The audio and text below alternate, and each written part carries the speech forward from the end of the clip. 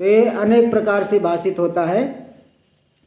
ऐसा जो ब्रह्म तत्व है उसी को अपने अंतःकरण में भावना करो, चिंतन करो। तो ये हो गया। अगला श्लोक देखिए, श्लोक नंबर 264। यच्चकास्त्यन परं परात् परं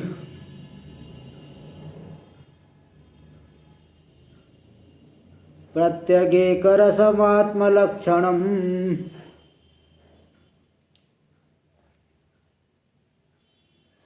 सत्यचित्सुखमनन्तमव्ययम्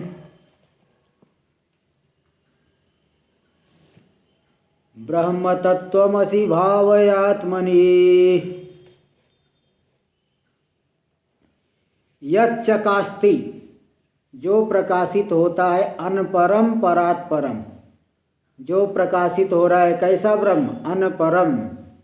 अपर कहते हैं कार्य को, तो जिसमें कोई अपर यानी जिसका कोई कार्य नहीं है क्योंकि कार्य कारण भाव भी कल्पित है, लेकिन इसलिए वास्तव में कोई कार्य नहीं है। स्वप्न में जैसे कोई आदमी है, स्वप्न में बहुत राज्य देखा, विवाह किया, सब चीज़ किया, बहुत बच्चे पैदा कर लिया, लेकिन वो एक भी जो है, एक का भी पिता नहीं कहा जाएगा, क्योंकि स्वप्न का जो है वो मिथ्या है। तो स्वप्न के पदार्थों को लेकर के कार्य कारण भाव जागृत अवस्था में नहीं मालूम पड़ता। ऐसे ही मिथ्या पदार्थों को लेकर के ब्रह्म कारण वास्तव में नहीं बन सकता, इसलिए कार्य कारण भाव भी कल्पित है।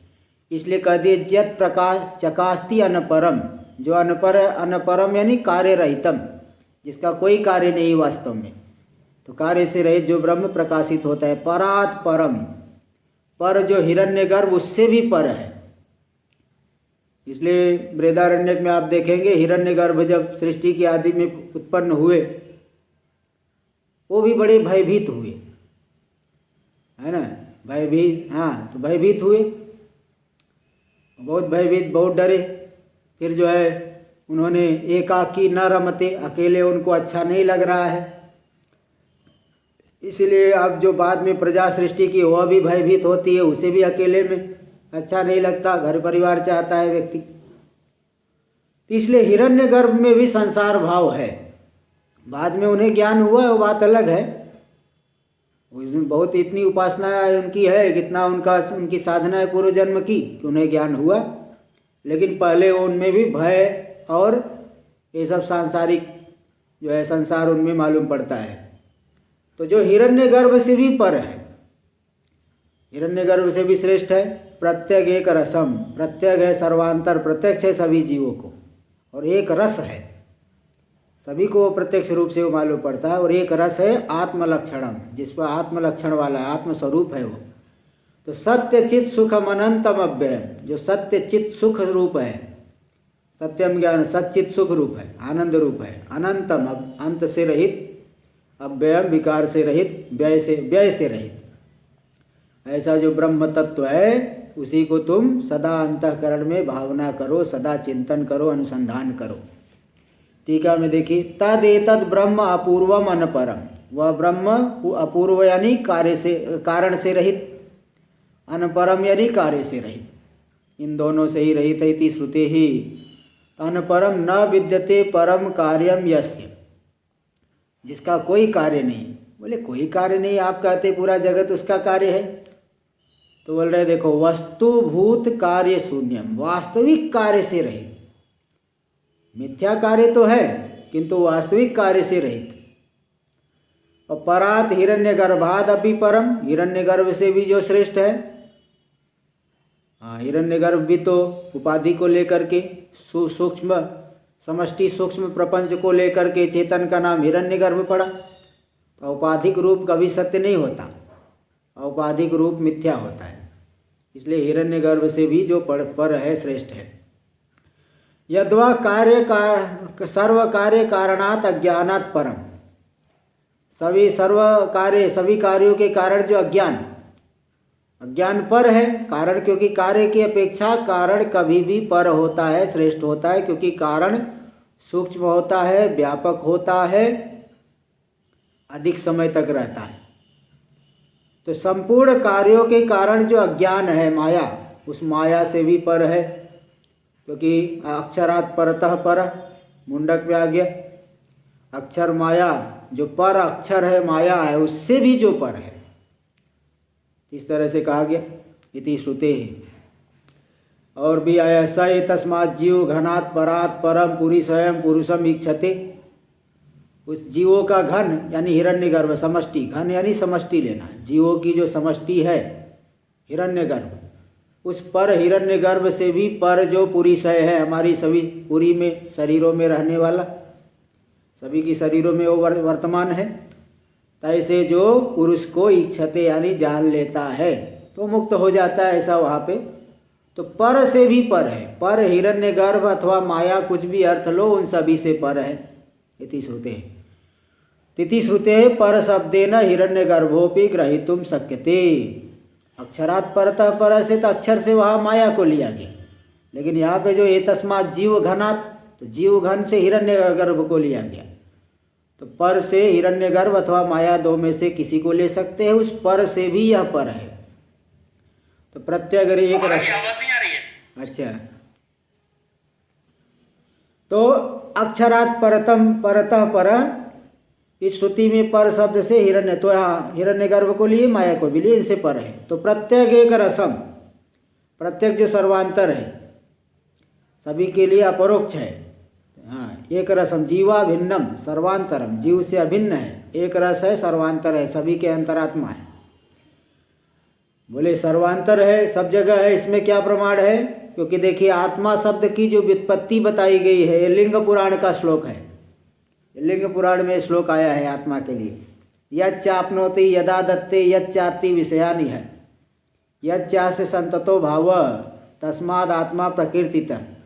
यच्चाप्नोति, जो पूरे संसार में व्याप्त रहता है, यदा दत्ते, प्रलय काल में जो पूरे संसार को ग्रहण कर लेता है, आदान कर लेता है, अपने में लीन कर लेता है, यानी संहार जो है जगत का उसी में होता है।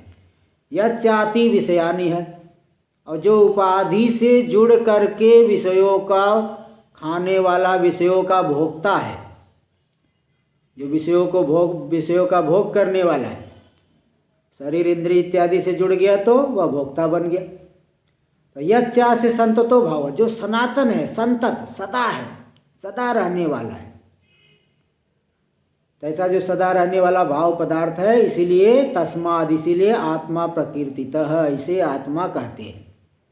आत्मा होने में देखो चार निमित्त बता दिए, जो व्यापक है, जो संहार, जिसमें जगत का संहार हो जाता है, जो विषयों का भोक्ता है उपाधि के साथ जुड़ करके, क्योंकि अनुभव करने वाला चेतन होता है, जड़ थोड़ी होता है। और यच्चा से संततो भाव, जो सनातन है, सदा रहने वाला है, इसीलिए आत्मा कहते।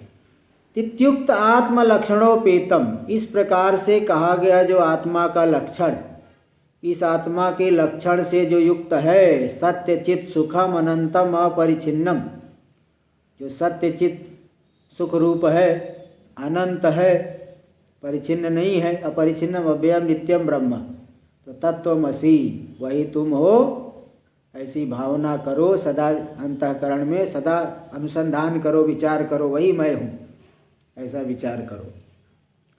तो जब ब्रह्म भावना करेंगे तो उसका फल क्या मिलेगा? ब्रह्म भावना का फल है ब्रह्मनिष्ठा। ब्रह्म भावना का फल देखिए बता रहे हैं इस श्लोक में और अगले श्लोक में भी। महाराज जी, हाँ जी, चकास्ती का निपात है क्या? नहीं, श्लोक में कहीं लिखा नहीं। क्रियापद है चकास्ती, कासरी दीप्तो एक है धातु।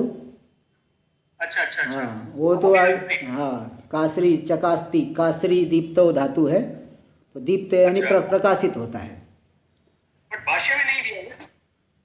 अरे बहुत जगह, कई जगह आता है। अच्छा, नहीं इस भाष्य में नीचे नहीं आ रहा है, इसके लिए पूछा। भाष्य में चकास्ती नहीं दिया है, लेकिन वो सामान्य रूप से क्योंकि प्रसिद्ध है तो नहीं दिए हैं कई चीजें। कारण ये होता है ना, कई चीजें जैसे मुझे मालूम है और आपको नहीं मालूम है, तो मैं बहुत सरल समझ रहा हूँ तो सरल समझ के बोल नहीं रहा हूँ, और सामने वाले को इधर परेशानी हो रही है ना। कैसे ही जो वो लोग बहुत बड़े लोग हैं ना, उनको बड़ा सरल लग रहा है और सामने वाले को कठिन लग रहा है ऐसा होता है। चलिए देखिए, तो ब्रह्म भावना का फल क्या है, इसको देखिए श्लोक 265 में दे रहे हैं। उक्तमर्थमिममात्मनि स्वयं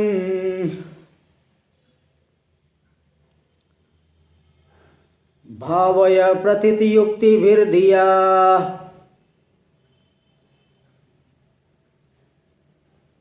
संशयादिरहितं कराम्बुवत् तेन तत्त्वनिगमो भविष्यति। उक्तम अर्थम इमम आत्मनि भावय, ये जो बातें बताई गई, ब्रह्म का स्वरूप बताया गया, इसी अर्थ को दिन रात अपने अंतःकरण में चिंतन करो, भावना करो, विचार करो। लेकिन एक बात है कि जब तक आप युक्ति से विचार नहीं करोगे तब तक दिमाग में बैठता नहीं है। भाई युक्ति से नहीं विचार करोगे तो बोले अरे ये तो ऐसे ही कहते रहते हैं, ऐसे ही बहुत बारंबार करते रहते हैं। तो युक्ति से विचार करने से वो बात जो है बैठ जाती है। कोई भी आदमी है, युक्ति युक्त बात जब उसको लगेगी तो उसको ग्रहण करता है। इसलिए यहाँ करे प्रथित युक्ति भीर धिया, जो शास्त्र में प्रसिद्ध युक्तियाँ है उन प्रसिद्ध युक्तियों के द्वारा निर्मल अंतःकरण से, ये नहीं कि जो है अहंता ममता पाल करके उधर जो है अपने फायदे वाली बात मालूम पड़ रही तो चलो हम ठीक है, नहीं तो नहीं। सांसारिक फायदे के लिए नहीं, निर्मल अंतःकरण से युक्त होकर के इसको विचार करना है। तो प्रथित युक्ति भी, प्रसिद्ध युक्तियों के द्वारा शुद्ध अंतःकरण से इसी सब बातों को अपने अंतःकरण में विचार करिए। और संशयादि रहितम कराम्बुवत, ऐसा करने से क्या होगा, तेना उस विचार से, संशयादि रहितम, संशय आदि से रहित, तत्व निगमो भविष्यति, तत्व का निगम यानी निर्णय, तत्व का निर्णय संपन्न हो जाएगा। जैसे उदाहरण दे रहे कराम्बुवत, हाथ में जल ले लिया आपने तो एकदम उसके विषय में कोई संशय नहीं रहता। कराम्बु दृष्टांत दिएगा, हाथ में जल अथवा कराम अलग, हाथ में आंवला है, एकदम प्रत्यक्ष। तो आज तो पहले ही बताया था कि वो विषय बना करके वो उस अर्थ में दृष्टांत नहीं लेना है ना। जैसे हाथ पे रखी हुई वस्तु के विषय में कोई संशय नहीं होता, कोई विपरीत ज्ञान नहीं होता, इसी प्रकार आत्मा के विषय में तब आपको कोई संशय, कोई विपरीत ज्ञान नहीं रहेगा। इसलिए देखिए दे दिया संशयादि रहितम कराम्बुवत, संशय आदि, संशय आदि से विपरीत भावना, विपर्य, इन सब से रहित आत्मा के विषय में प्रत्यक्ष आपको स्वयं अनुभव होगा, ज्ञान होगा। भाई हमारा ही स्वरूप है, ये आवरण हम लोग हटाने के चक्कर में नहीं पड़ते, आवरण हटाने का प्रयत्न विशेष नहीं करते, तो फिर ये लाभ, आत्यंतिक लाभ नहीं मिलता। यहाँ जो हाथ पे रखा हुआ जल, इस दृष्टांत के द्वारा तीन चीजों को बताया जा रहा है, ये बात आपके ध्यान में आना चाहिए। जैसे कोई प्यासा व्यक्ति है, उसको दूर से जल दिखाई पड़ा, तो दूर से जल देखने पे खुश हो जाता है, शांति, चित्त शांत हो, देखो मिलेगा मिलेगा। प्यासे व्यक्ति को दूर से जल दिखा तो उसे शांति मिलती है, और वही जल जब हाथ में ले लिया, शीतल स्पर्श जो है हाथ में शीतलता का अनुभव करता है, और जब पानी को पी लिया तो तृष्णा की निवृत्ति हो जाती है। ये तीन चीज। ऐसे ही जब आप शास्त्र को सुन रहे हो तो संसार की तृष्णा निवृत्त होगी, श्रवण मात्र से संसार की तृष्णा निवृत्त होती है। जो जगत की आस्था बैठी हुई ना, वो आस्था हटती है, बारंबार सुनने से ही तृष्णा की निवृत्ति होती है। और जब इस तत्व की आप भावना करोगे तो विचित्र शांति का आपको विलक्षण शांति का अनुभव होगा। और जब धारण कर लिए, साक्षात्कार हो गया, पूरी उपाधि से हमने अहंता ममता को हटा लिया, उपाधि में मिथ्यात्व का निश्चय कर लिया, तो साक्षात्कार हो जाता है आत्यंतिक शांति। इसी बात को दिखाने के लिए यहाँ पे हाथ पे रखे हुए जल वाला दृष्टांत दिए। कराम अलग दृष्टांत भी दे सकते थे, लेकिन हाथ पे रखे हुए जल वाला दृष्टांत से ये तीन बातें आई कि दूर से देखने से जैसे शांति मिलती है, हाथ में लेने से शीतलता का अनुभव होता है, पीने से तृष्णा निवृत्त होती है, ऐसे शास्त्र सुनने से जगत की तृष्णा हटती है, भावना करने से विलक्षण शांति का अनुभव होता है, धारण कर लिया साक्षात्कार हो गया, आत्यंतिक लाभ। ये तीन बातें आ जाती है। देखिए टीका में उक्तम इति इमम ऐक्य रूपम उक्तम अर्थम, ये जो ऐक्य रूपी का अर्थ बताया गया जीव ब्रह्म की एकता, इस उक्त अर्थ को प्रथित युक्ति भी प्रसिद्ध ख्यात युक्तियों के द्वारा, बोले युक्ति में प्रथितत्व क्या है, प्रथित युक्ति किसे कहेंगे? तो देखो प्रथित युक्ति उसे कहेंगे श्रुत्यानुसारित्वात्, श्रुति के अनुसरण करने वाली जो युक्तियाँ, शास्त्र की बातों को समझने के लिए जो युक्ति लगाओगे वो हो गई प्रथित युक्ति, और शास्त्र की बात को काटने के लिए जो युक्ति लगाओगे उसको कहा जाता है शुष्क तर्क, सूखी बात, सूखा तर्क, शुष्क तर्क। तो शुष्क तर्क से विचार मत करिए, कुतर्क मत करिए, शास्त्र की बात को समझने के लिए युक्ति लगाइए। इसलिए यहाँ कह दिए कि प्रतीत युक्तियों के द्वारा, श्रुत्यानुसारी युक्तियों के द्वारा इस अर्थ को अपनी हृदय में धिया निर्मल अंतःकरणेन, शुद्ध मन के द्वारा आत्मनि अपनी बुद्धि में स्वयं भावया, स्वयं भावना करो, क्योंकि स्वयं भावना करने से फल मिलेगा, दूसरी भावना करेगा आपको फल नहीं मिलेगा। तेन भावनेन, ऐसी भावना करने से क्या होगा? कराम्बुवत यानी हस्तगत जलम, हाथ में रखे हुए अम्बु जल के समान, यथा निस्संशयम स्पष्टम गृह्यते, जैसे हाथ पे रखा हुआ जल संशय से रहित होकर के स्पष्ट रूप से गृहीत होता है। एवं तत्व निगमः तत्व निर्णय संशयादि रहितम, इसी प्रकार तत्व निर्णय संशय आदि से रहित जैसा तत्व निर्णय होता है, तथा भविष्यति, वैसा तत्व निर्णय आपको हो जाएगा। रहित पद से राहित्यम अर्थम, संशयादि राहित्यम, संशय से रहित हो जाएगा तत्व का निर्णय, तत्व के निर्णय में संशय राहित्य हो जाएगा, संशय का भाव। संशय आदि इति, आदि पद से किसको लोगे? आदि इति विपर्य आदि पदेन गृह्यते, विपर्य और असंभावना च, असंभावना, जीव ब्रह्म संभव ही नहीं, हो ही नहीं सकता। ये जो असंभावना है, जीव ब्रह्म कैसे हो सकता है? हो ही नहीं सकता। असंभावना क्यों को भी ले लेना, तो असंभावना, विपरीत भावना कि मैं जीव ही हूँ, ब्रह्म नहीं हूँ, और संशय, इन सब से रहित उसे तत्व का निर्णय हो जाएगा। असंभावना, संशय, विपर्य भावना नाम राहित्यम यस्मिन् कर्मणि, असंभावना, संशय, विपर्य भावना का भाव, राहित्य यानी अभाव, जिस कर्म में हो जाता है, होता है, तद यथाभवत, वैसा जो कर्म जिस प्रकार से हो, तथा इति भविष्य, वैसा यहाँ पे तत्व का निर्णय हो जाएगा। इत्यत्र भवन क्रिया विशेषणम, तो तत्व का निर्णय होगा, किस प्रकार का होगा? संशय, विपरीत भावना, असंभावना से रहित होगा वो, भवन क्रिया होना, उस क्रिया का विशेषण है ये दिए। तो ब्रह्मनिष्ठा क्या है फिर? ब्रह्मनिष्ठा, ब्रह्म में नितराम स्थित हो जाओ, स्थित प्रज्ञ हो जाओ, ब्रह्म भावना करोगे तो ब्रह्मनिष्ठा हो जाएगी। अब इसको दिखा रहे हैं ब्रह्मनिष्ठा को, यहाँ श्लोक नंबर 266, स्वंबोधमात्रं परिशुद्ध तत्वं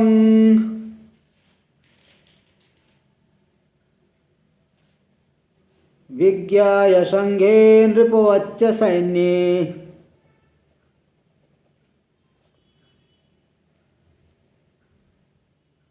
तदात्मनैवात्मनि सर्वदा स्थितो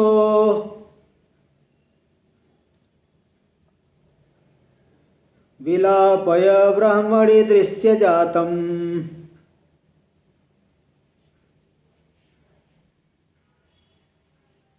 स्वं बोध मात्रम, जो हमारा स्वरूप है, बोध मात्र यानी ज्ञान स्वरूप है, चिन्मात्र है।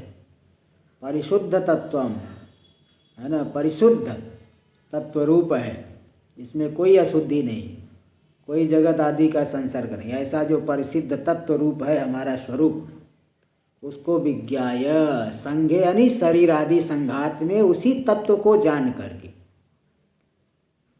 तो कैसे उदाहरण दे रहे हैं, नृपवच्च सैन्य, जैसे बहुत बड़ी सेना जा रही है, कोई पूछेगा राजा किधर है, इस सेना का जो स्वामी है राजा, वह राजा किधर है, तो राजा को बताना पड़े जो सबसे आगे जा रहा है, छत्र पताका इत्यादि जहाँ दिखाई पड़ रही है, छत्र पताका सबसे बड़ा वाला रथ जो वहाँ दिख रहा है, वही राजा है।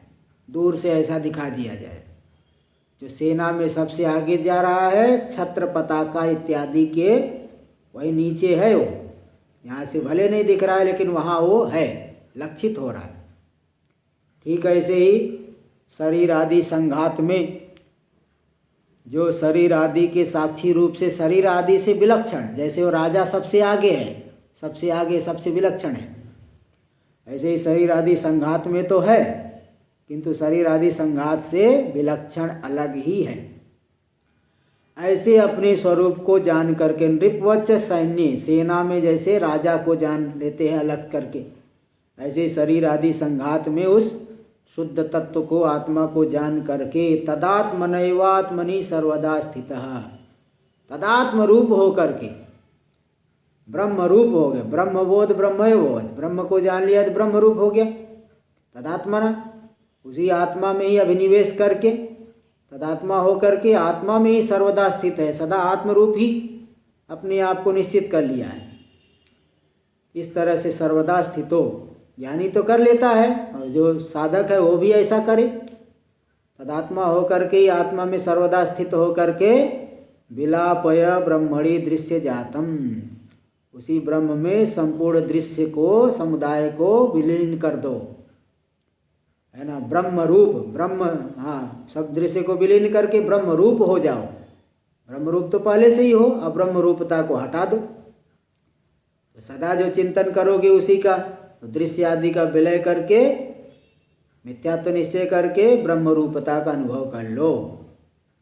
आदमी जो है जिस चीज का चिंतन करता है तद्रूपता, जैसे इसीलिए लोक में काम आत्मा, क्रोध आत्मा, लोभ आत्मा, बहुत विषयों का चिंतन करता है, कहते देखो ये तो काम आत्मा है, बहुत क्रोध करने वाला बोले तो क्रोध आत्मा, बहुत लोभी है, बहुत धन का ही चिंतन करता है तो बोले लोभ आत्मा, लोभी है।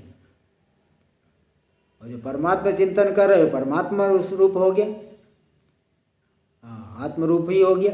इस तरह से ब्रह्मनिष्ठा का अनुभव इस क्रम से किया जा सकता है।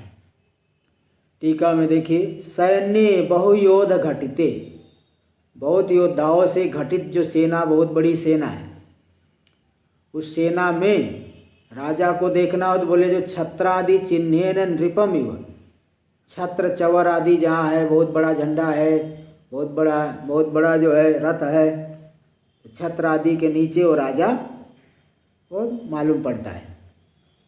इसी प्रकार संघे यानी शरीर इंद्रिय संघात में, शरीर इंद्रिय प्राणा अहंकार रूप कार्यकरण संघाते, शरीर इंद्रिय प्राण अहंकार इस स्वरूप वाला जो कार्यकरण संघात है, उस संघात में परिशुद्ध तत्वम, परिशुद्धम तत्वम याथात्म्यम यस्य, स परिशुद्ध तत्व, परिशुद्ध है जिसका यथार्थ स्वरूप, ऐसा परिशुद्ध तत्व वाला, परिशुद्ध यथार्थ स्वरूप वाला जो आत्मा है, तम स्वम आत्मानम बोध मात्रम, ऐसी जो हमारी आत्मा है ज्ञान स्वरूप है, सर्वाभाषक ज्ञान मात्रम, सबका प्रकाशक ज्ञान स्वरूप ही है वो, दृश्य संबंध रहितम, दृश्य के संबंध से रहित है, विज्ञाय, उसको जान करके यानी विवेकेन अनुभूय, विवेक करके उसका अनुभव करके, तदात्मनैव यानी ज्ञानात्मनैव सर्वदा आत्मनि स्थित,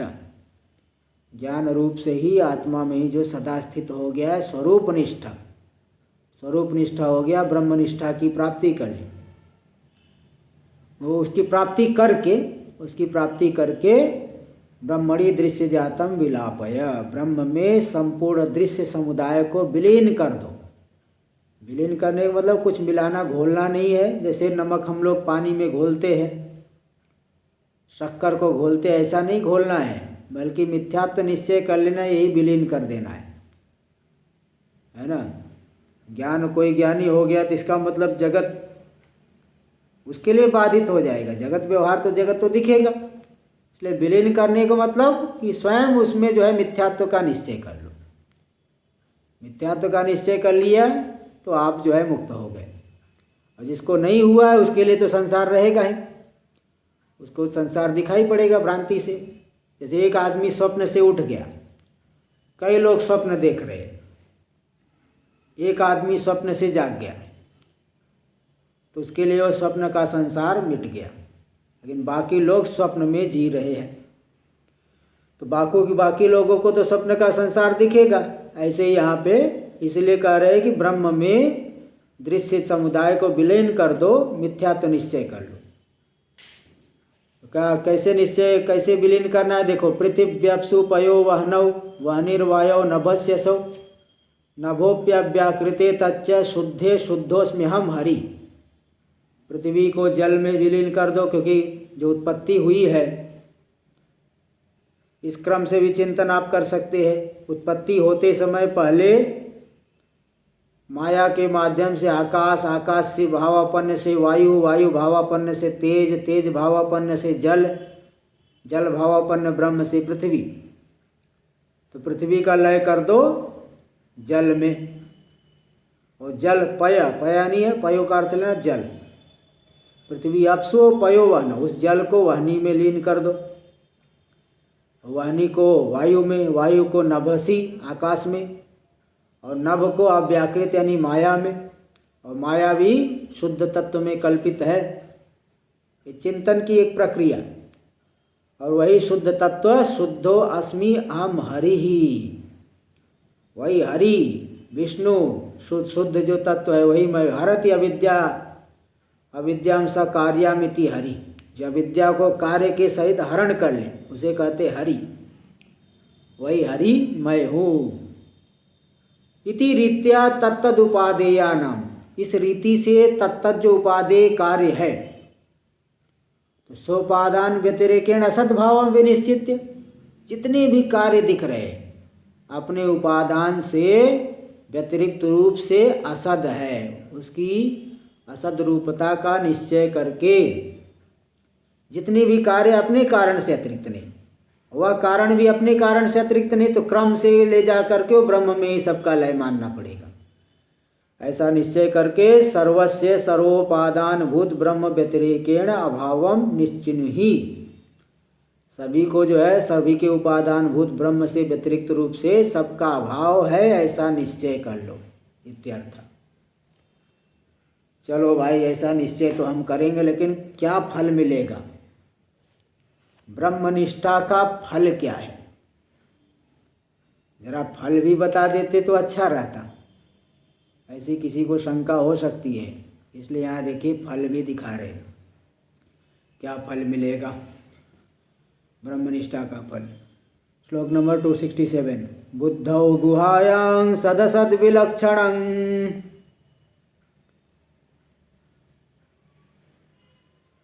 ब्रह्मास्ति सत्यं परमद्वितीयं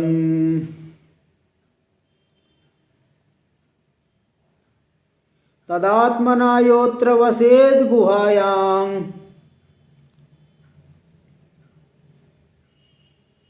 पुनर्न तस्यांग गुहा प्रवेशः।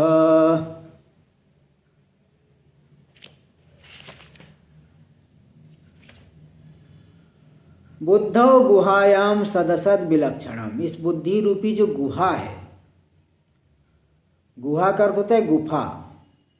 ये बुद्धि को गुहा क्यों कहते, गुफा क्यों कहते हैं? जैसे गुफा में शेर, बाघ, अजगर ये सब छुपे रहते हैं, इसी प्रकार इस बुद्धि रूपी गुहा में ही पूरी त्रिपुटी छुपी हुई, ज्ञात्री, ज्ञान, ज्ञेय। अगर हमारी बुद्धि में संसार नहीं है तो बाह्य संसार होने में कोई प्रमाण नहीं है। बाहर कोई वस्तु है, लेकिन आप जानते नहीं हैं। तो वह वस्तु आपके लिए नगण्य, कुछ भी नहीं, जीरो, कुछ नहीं है। तो हम जो बाह्य वस्तुओं में बुद्धि के माध्यम से आकृति देते हैं, इससे मुझे ये लाभ मिलेगा, ये हानि होगी, तो भोग्यत्वाकार जो जीव सृष्टि ये बुद्धि में हमारे बस जाता है। इसलिए भोक्ता, भोग्य और भोग क्रिया ये सब बुद्धि में ही छुपे हुए हैं। ज्ञाता ज्ञान ज्ञे ये सब बुद्धि में ही बुद्धि रूपी गुहा में छुपे हुए, इसलिए उसको गुहा कहते हैं। तो बुद्धि रूपी गुहा में, जिसमें ही जो है पूरा संसार बसा हुआ है, तो सद असद विलक्षणम, और उसी गुहा में ही सद असद से विलक्षण ब्रह्म भी वहीं पे है, विशेष रूप से अभिव्यक्त हो रहा है। ब्रह्माति सत्यम परम अद्वितीय, जो पर है, अद्वितीय तत्व है, ऐसा ब्रह्म उस बुद्धि रूपी गुहा में है। तदात्मना योत्र वसेत गुहाया, तो जो कोई भी उस ब्रह्म रूपता का अनुभव करके बुद्धि गुहा में निवास करता है, पुनर्न तस्यांग गुहा प्रवेश, हे अंग है, अंग यानी शिष्य, हे अंग, हे शिष्य, दोबारा उसका गुहा में प्रवेश नहीं होगा। पुनर्न तस्यांग, हे अंग, अंग अलग पद है, अथवा जोड़ करके भी दूसरा भी अर्थ करेंगे, लेकिन मुख्य तो अर्थ यही है कि हे अंग, हे शिष्य, जो इस तरह से ब्रह्म रूपता का अनुभव करके बुद्धि रूपी गुहा में स्थित है, जान लिया आत्मा को, उसका दोबारा फिर गुहा में प्रवेश नहीं होता, जन्म मरण के चक्कर में नहीं आता, फिर जो है गुहा में प्रवेश नहीं होगा। स्थूल सूक्ष्म देहात्मक गुहा में दोबारा प्रवेश नहीं करेगा, जीवन मुक्ति सुख का अनुभव करेगा। तो ब्रह्मनिष्ठा के ही फल है कि जीवन मुक्ति का अनुभव करेगा, ये निष्ठा का फल दिखा दिए। सद असद विलक्षणम, सत्यम अद्वितीयम परम ब्रह्म, सद असद बता दिए थे, 3 और 2, 3 को सद शब्द से कहेंगे, बाकी 2 वायु और आकाश को असद, इन दोनों से विलक्षण जो सत्य अद्वितीय पर ब्रह्म है, वो गुहायाम बुद्धौ अस्ति, बुद्धि में विशेष रूप से अभिव्यक्त हो रहा है। योयम विज्ञानमय प्राणेषु हृदयंतर ज्योति पुरुष, जो विज्ञानमय प्राणों के बीच में इंद्रियों के समीप में विज्ञानमय यानी विज्ञान उपाधि वाला, बुद्धि उपाधि वाला है, हृदय के भीतर अंतर ज्योति पुरुष, ज्योति स्वरूप पुरुष है, इति श्रुते है, बृहदारण्यक में आया।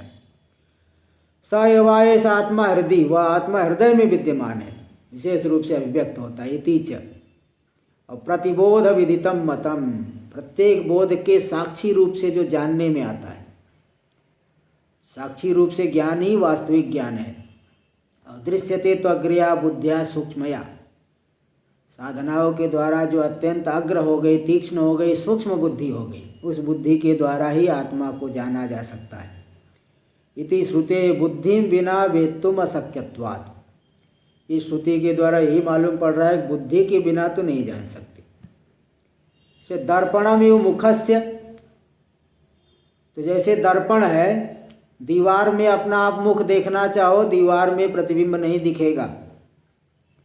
दर्पण में देखोगे तो दर्पण स्वच्छ होने की वजह से मुख का प्रतिबिंब पड़ता है, आपको मालूम पड़ता है कि मुख में गंदगी है कि साफ है, ये सब मालूम पड़ता है। तो दर्पण जैसे मुख के लिए वो जानने का साधन बना, इसलिए बुद्धि, इसी प्रकार बुद्धि वृत्ति रेव आवरणम भंगत्वा, अखंडाकार वृत्ति बनेगी, वही आवरण का भंग करके ब्रह्म गृह्णाति, ब्रह्म को ग्रहण कर लेती है।